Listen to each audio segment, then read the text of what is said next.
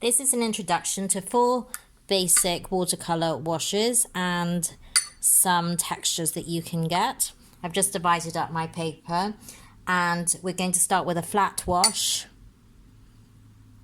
I'm using a number 18 round brush, the biggest brush that I've got, or you can use a Chinese brush as well. You want to load up the brush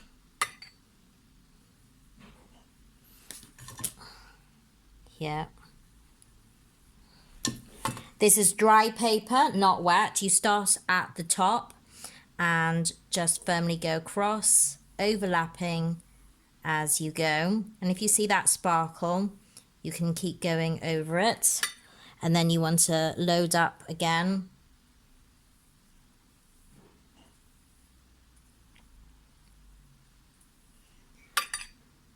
Overlapping all the time until you get to the bottom. What I would try and do is try it on a smaller piece if you've never done this before, because the larger you go, the more difficult it will be. And once you're going down, keep going down. Do not go back up. This area will start drying as you're going down. So if you take a wet brush to go back up, that's when you start getting cauliflowers. So leave it alone.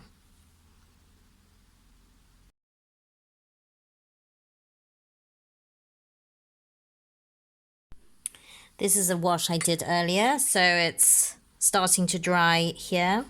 And so imagine you've gone down the bottom, and then I'm going to put a wet brush back into it.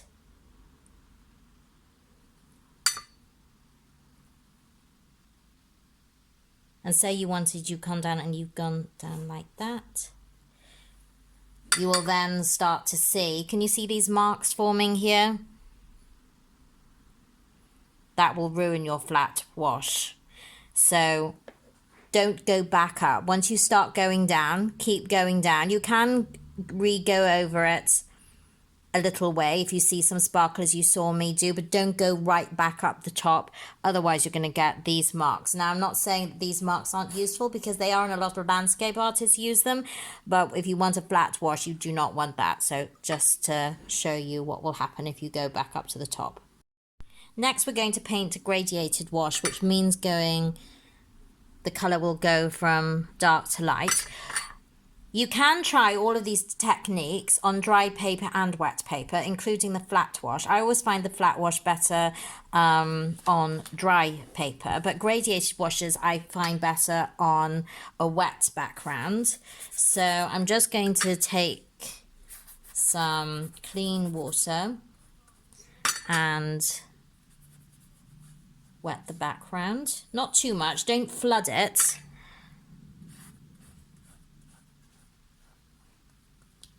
Always have your paints at the ready, by the way. Do not leave this wet and then go and put your paint out. Always have your paint at the ready before you start painting. Then you're going to start exactly as you did with the dry wash, just overlapping slowly as you're going down. And then you're going to clean your brush, take off the excess water, and keep overlapping. And what I didn't say was, your board should be at a slight angle. So put this at a slight angle so it tilts a little bit towards you, and then leave it alone. As I said, very important.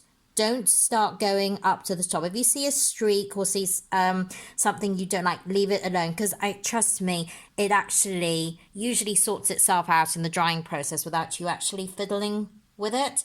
So don't touch it. Just let it dry, and try to let it dry naturally rather than with a hairdryer, because depending on the wetness of it, you can make runs.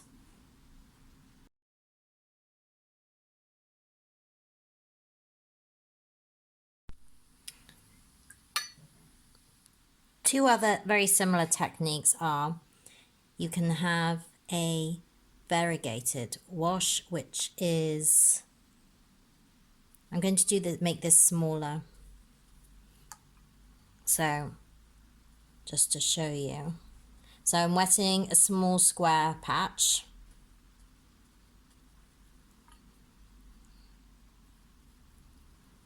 Loading up the brush with blue. Cleaning the brush.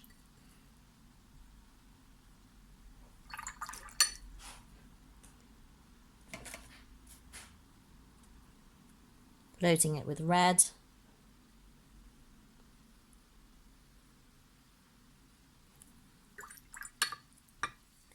And this time you can actually rock the paper, if you so wish, to let it merge, but it's merging quite nicely. I don't really need to do that, especially if you've got the paint on a slant.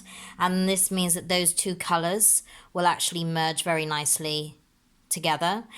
You do want two compatible colors, so say blue and red should make, you can see some purpley tones coming here.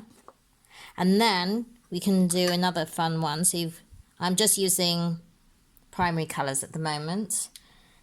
I'm just doing another small square. If you're a beginner, smaller is better. Less chance of streaking and cabbages. And also, if you're doing this on the same piece of paper, please note, I'm not going anywhere near this. You've got to leave a line in between, because if I went near that, it would bleed. So you've got some nice wet here, so you can take some yellow and dot it. Next, red.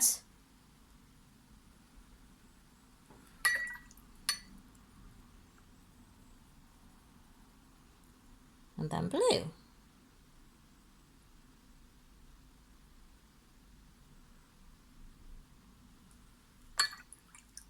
I wouldn't overdo it.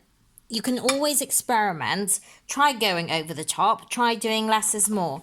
You can move that around if you want. Look, those lovely streaks that are coming, going through. I don't want them to go on. Look, isn't that amazing? It's very relaxing to watch this. It's like watching the paints dance together. Or you can just leave it alone and just let it merge all by itself. And so you will have a lot of fun with that one. And you can do the sort of the dotting method, wet and wet method, for want of a better word, with 2 colors, 3 colors, 4 colors. Do try to make sure they're compatible, because otherwise it'll become a little bit murky. You can use tissue if you've got any bleeding or excess on the edge here. And you should get some lovely colours merging, blues with the blues, the reds, the yellows will become greens and purples as well.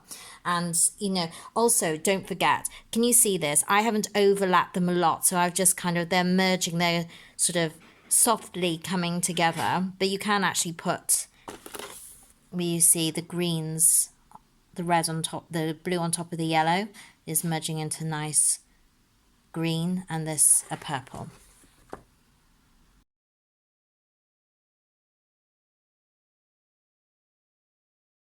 Dry brush effect is wet on dry paper. It is usually on a knot watercolor or a rough watercolor paper, which means that there is a knot, like a texture on top of the watercolor. You will not get this on smooth paper. You want to take a big brush. This is Aquafine Derwent range, and what I wouldn't suggest is, even though I love them, the Chinese brush. The reason why, or a brush like a mop brush that holds a lot of water, because you won't get the dry brush effect so easily. You're probably better off with synthetic, a brush that doesn't hold water. What I would suggest is try it out. Try out a different range of brushes. So I'm loading this brush up. I have not wetted the paper. It is dry paper. take your tissue, take off any excess, and then go across. And can you see that lovely sparkle? And this is great for sea, for different grounds. And as you go off, down, it becomes less and less. You get more sparkle and less pigment there. Now, this is a really good suggestion, is to either put masking tape around, or when you're doing a painting, to have some sort of framework. Just put a little frame around, because you will see here, I'm getting nice run backs here. And if I had some tape here, I would have been able to go over like this. You see, you can't see anything here, but you can see something there. So that's a good little tip, that you won't get that irritation on the side. This is a technique that probably my students probably have most trouble with. So what my suggestion is to you is to really try out all your different brushes and you know, see the difference that it makes and see what you prefer, and try bigger and smaller, because you might find for different paintings require different techniques.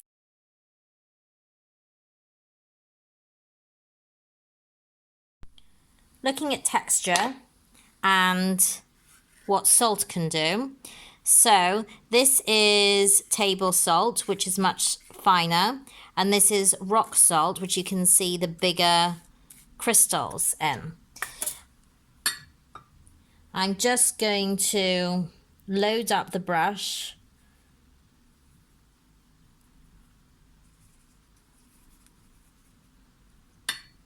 I'm actually going to put some extra colour in here just to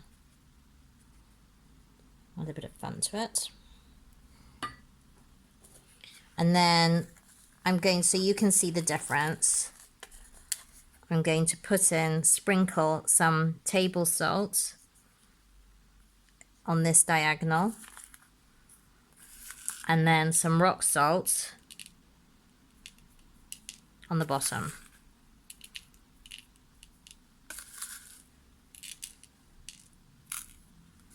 So you can see the difference. Now, just a word of warning, this takes a long time to dry. In fact, both what I'm going to show you now, sea salt and cling film, take a long time to dry. And if you take off the sea salt, or the cling film before it's dry, you'll ruin the effect. And it does take quite a while, so do be careful. So now I'm going to put some colour down here as well. Now we're going to look at the cling film. Try a bit of different colour. And that's the thing with salt and cling film, you can put different colours in. So I'm using a bit of wet and wet so you can see different textures. And then take a little bit of cling film.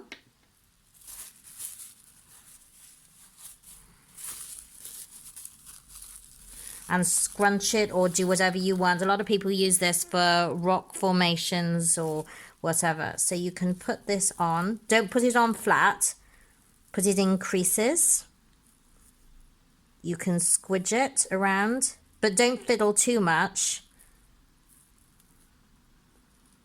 Once you're happy, leave it. Sea salt and cling film, there is no control. You're very lucky when you get the right, the right techniques that you want. But you can see that the paint is clinging to some parts of the cling film and separating in others. And here you can see where the watercolor is soaked up by the sea salt. It's a lot more clumpy here with the fine salt. You do get more texture with the sea salt. So I'm going to put this aside and let this dry and then show you the results. The salt and the cling film have eventually dried, and I'm not going to lie, this has taken all night. So You're going to take off the salt.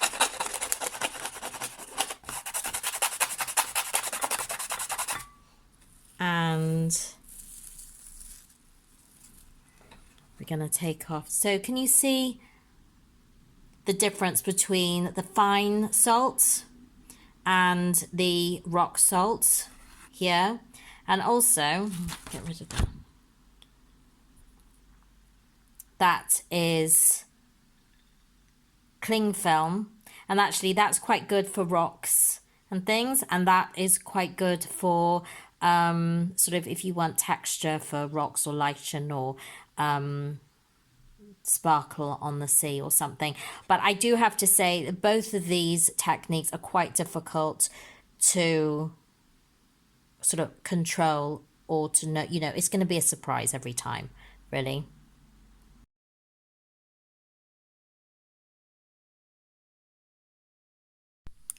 Masking fluid is useful if you want to retain light or white areas in your painting, but you do have to be very careful with it.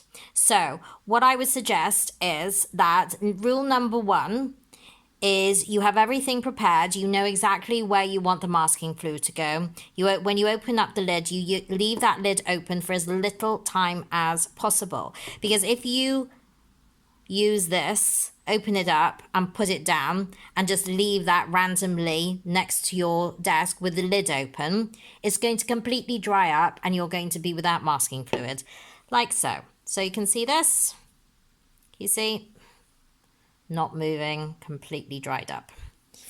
So also then what you need is, do not use any nice brushes to put these on. So you use an old brush, because I use that. This is a really horrible brush.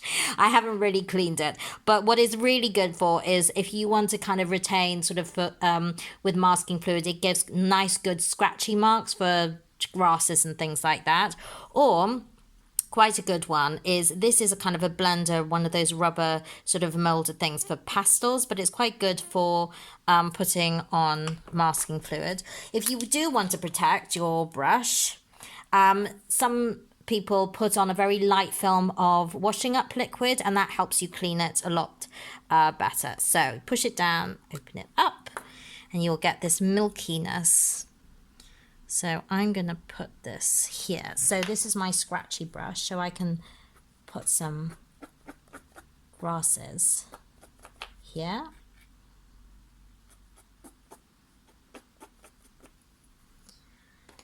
And then you can use this one.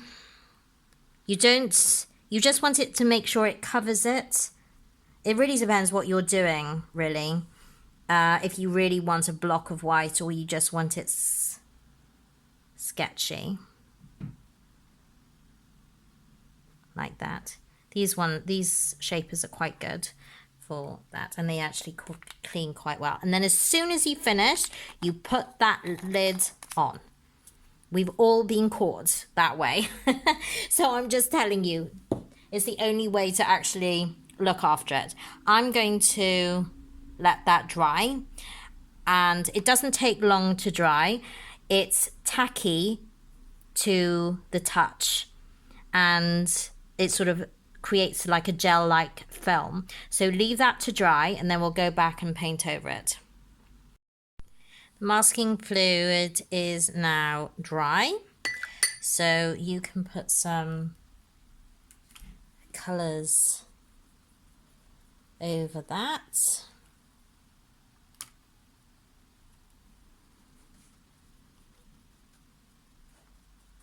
You can see that it's repelling the paint here, so it's protecting the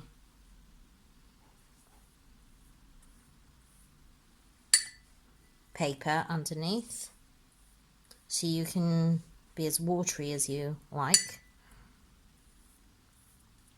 that. And then we're going to actually wait for this to dry, and then I'm going to take it off to show you. Now that the masking fluid is dry, you can either use a rubber or I've always preferred my finger, and gently rub. Now, and it will peel off. And you can do the same here. Excuse the shaking camera.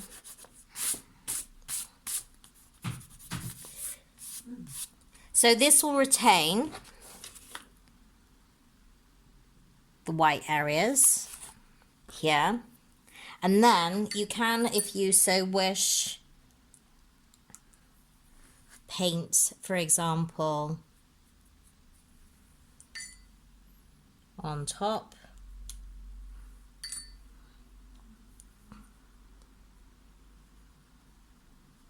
You know, so for example, I'm painting, you've got some grasses coming there.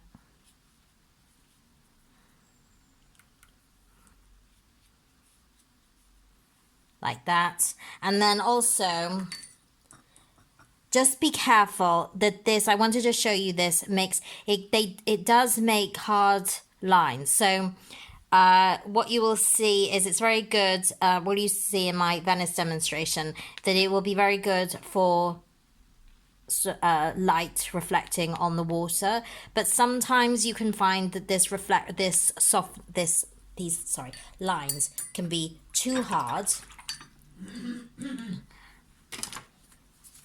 And sometimes if you want, you can actually soften, but it's very hard to do. If you want to actually, so now that we've done the lifting, the masking glue techniques, and you can see there's a lot of potential there. Also, I should say, if you've got really cheap, thin watercolor paper, be very aware, because this is good quality, thick watercolor paper. So many people I know have used this on thinner, cheaper stuff, and unfortunately, it will just rip. It will actually come off with it. So be very, very, very careful when you're lifting it off.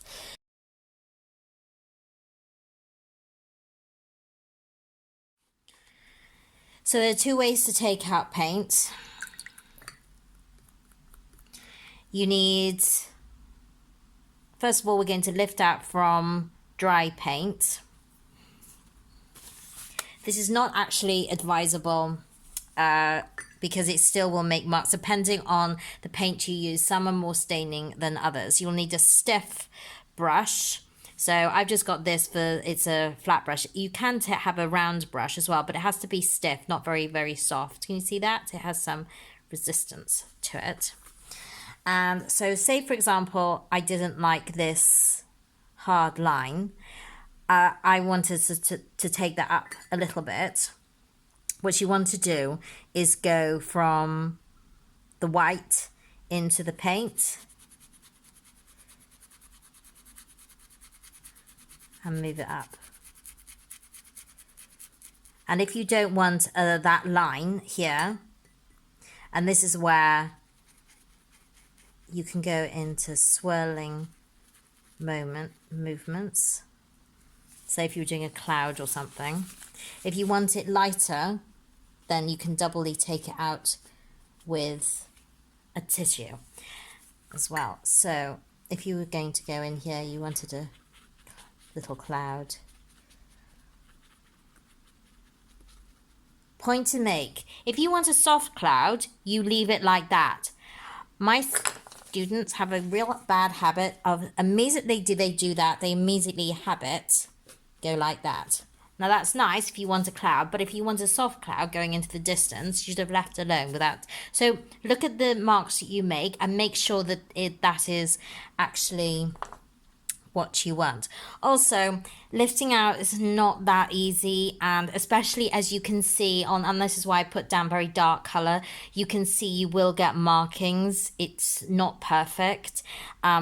It's nice for different things like clouds or taking out some foliage or whatever, but if you've made a mistake, it is quite difficult to rectify with that. So that's lifting out dry with a dry brush. So actually, can I just say that I took that out. There was I took all the excess water out as well from that brush.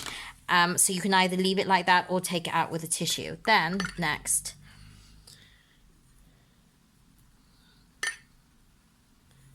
you can have, this is wet the paper. And so if you want clouds, this is taking out wet on wet. So scrumple up a piece of tissue and then randomly take that out. Also, be careful of the shape. So you can do round blobby shapes and pat.